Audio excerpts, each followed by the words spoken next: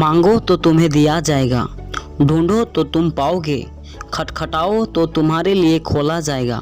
क्योंकि जो कोई मांगता है उसे मिलता है, और जो ढूंढता है वह पाता है, और जो खटखटाता है उसके लिए खोला जाएगा। तुम में से कौन कौन ऐसा मनुष्य है कि यदि उसका पुत्र उससे रोटी मांगे तो वह उसे पत्थर दे, या मछली मांगे तो उसे सांप दे? अतः जब तुम बुरे होकर अपने बच्चों को अच्छी वस्तुएं देना जानते हो, तो तुम्हारा स्वर्गीय पिता अपने मांगने वालों को अच्छी वस्तुएं क्यों ना देगा।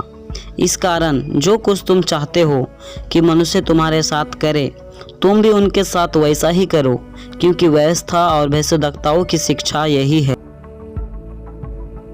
सकेत फाटक से प्रवेश करो, क्योंकि चौड़ा है वह फाटक और सरल है वह मार्ग जो विनाश को पहुंचाता है, और बहुत से हैं जो उससे प्रवेश करते हैं। क्योंकि सकेत है वह फाटक और कठिन है वह मार्ग जो जीवन को पहुंचाता है, और थोड़े हैं जो उसे पाते हैं।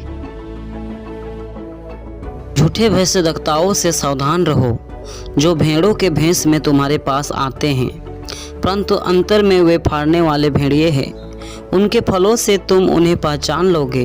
क्या लोग झाड़ियों से अंगूर या उटकटारों से अंजीर तोड़ते हैं? इस प्रकार हर एक अच्छा पेड़ अच्छा फल लाता है, और निकम्मा पेड़ बुरा फल लाता है। अच्छा पेड़ बुरा फल नहीं ला सकता, और न निकम्मा पेड़ अच्छा फल ला सकता है। जो पेड़ अच्छा फल नहीं लाता वह काटा और आग में डाला जाता है। इस प्रकार उनके फलों से तुम उन्हें पहचान लोगे।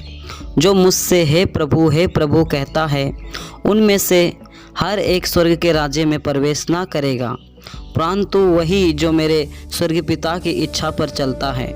उस दिन बहुत से लोग मुझसे आकर कहेंगे, हे प्रभु, क्या हमने तेरे नाम से भविष्यवाणी नहीं की, और तेरे नाम से दुष्ट आत्माओं को नहीं निकाला, और तेरे नाम से बहुत से आश्चर्य काम नहीं किए?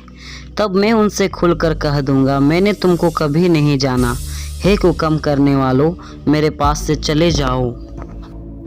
इसलिए जो कोई मेरी ये बातें सुनकर उन्हें मानता है, वह उस बुद्धिमान मनुष्य के समान ठहरेगा जिसने अपना घर चट्टान पर बनाया।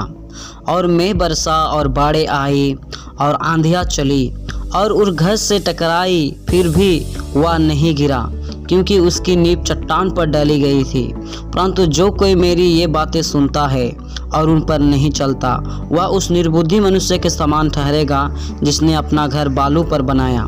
और मेघ बरसा और बाढ़ें आई और आंधियाँ चली और उस घर से टकराई, और वह गिर कर सत्यानाश हो गया। यीशु ये बातें कह चुका तो ऐसा हुआ कि भीड़ उसके उपदेश से चकित हुई, क्योंकि वह उनके शास्त्रियों के समान नहीं परंतु अधिकारियों के समान उन्हें उपदेश देता था।